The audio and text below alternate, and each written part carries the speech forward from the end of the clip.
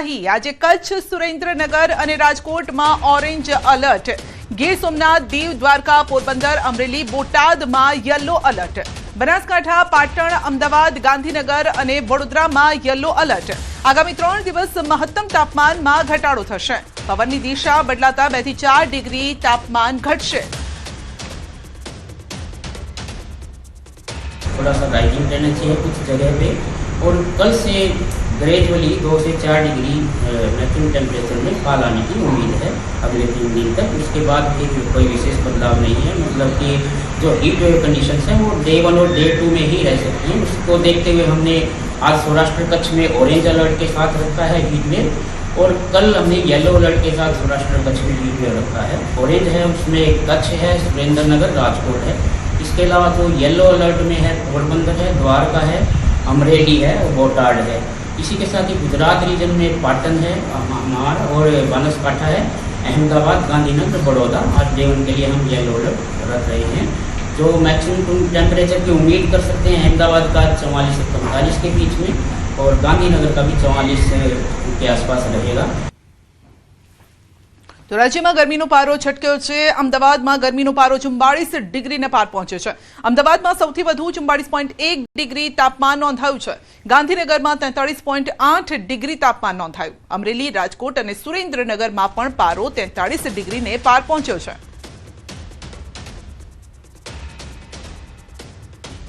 तो अमदावादीओ अंग दझाड़ती गर्मी में शेकाया है। मे मास में पहली वखत गर्मी पारो 44 डिग्री ने पार गयो है और हजू पण तापमान 45 डिग्रीए पहुंचवानुं अनुमान है। शहरना 6 वोर्ड में 39 हॉटस्पॉट जाहिर कराया है। शहरीजनों ने गर्मीना पगले अपाई है खास सूचना। गर्मी थी बचवा माटे कई कई बाबतों ध्यान राखवुं पड़शे ते पण सांभळो डॉक्टर तेजस शाह पासेथी।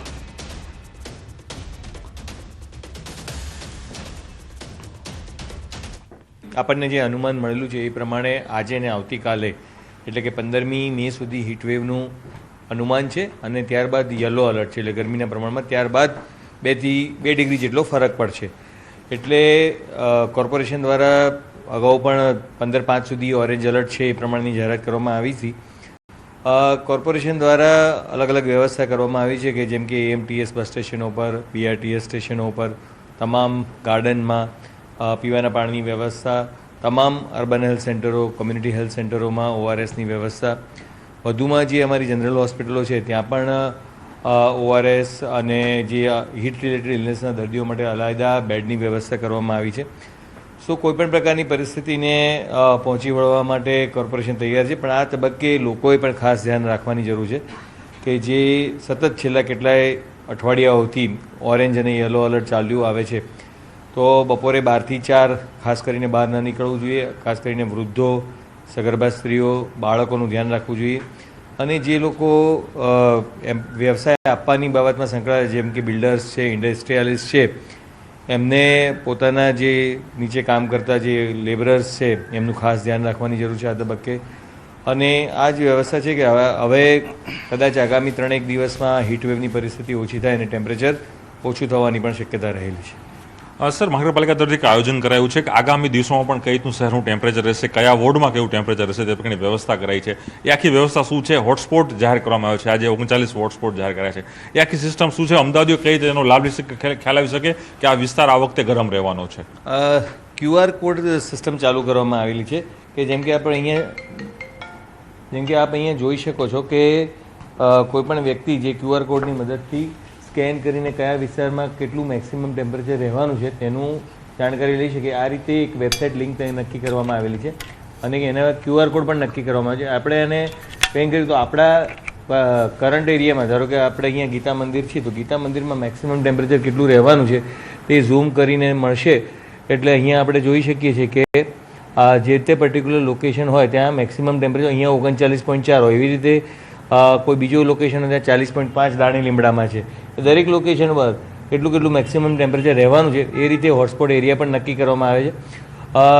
મોટેભાગે જે એરિયા આપણે કહીએ તો ખાસ કરીને જે હોટસ્પોટ વધુ મળે છે એ દક્ષિણ ઝોનના વિસ્તારમાં લાંભા વોર્ડમાં વધારે હોટસ્પોટ્સ મળે છે, પૂર્વ ઝોનમાં કહીએ તો રામોલ હાથીના વોર્ડમાં, અને અમુક કહેવાય કે પશ્ચિમ ઝોનના વિસ્તારમાં ગોતા છે, ચાંદખેડા છે એ વિસ્તારોમાં પણ અમુક હોટસ્પોટ જોવા મળે છે અને સતત પાણી પી રહ્યો છે. ઘણી ગરમીમાં રાહ નહીં જોવી જોઈએ કે ભાઈ મને તરસ લાગે ત્યારે હું પાણી પીવું.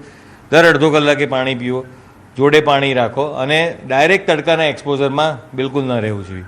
ચોક્કસ અમદાવાદીઓને અપીલ કરી છે મહાનગરપાલિકા તરફથી કે આ બપોરના સમયે જવાનું ટાળો, સગર્ભા અને સાથે વૃદ્ધ લોકોએ પણ આ સમયે બહાર ન જવું જોઈએ. હજુ પણ ગરમીને લઈને આપે ખુદ એલર્ટ રહેવાની પણ અહીં જરૂર છે. કેમેરામેન સાથે પ્રણવ પટેલ, ન્યૂઝ 18 અમદાવાદ. અંદરમાંથી ચૂંટાયેલા કોંગ્રેસના કોર્પોરેટર આશીષ જોશીની સંખેડા પોલીસે ઇંગ્લિશ દારૂ મંગાવવાના આરોપસર ધરપકડ કરી છે. પોલીસ તપાસ મુજબ આશરે 3,96,000 રૂપિયાનો દારૂ પ્રમોદ પાંડે દ્વારા ક્વાંટ તરફથી મંગાવવામાં આવ્યો હતો અને બાતમીના આધારે પોલીસે પ્રમોદ પાંડેને ઝડપી પાડ્યો છે. તપાસ દરમિયાન આશીષ જોશી સાથે તેના મોબાઈલ પર વાતચીત થયાનું પણ સામે આવ્યું છે.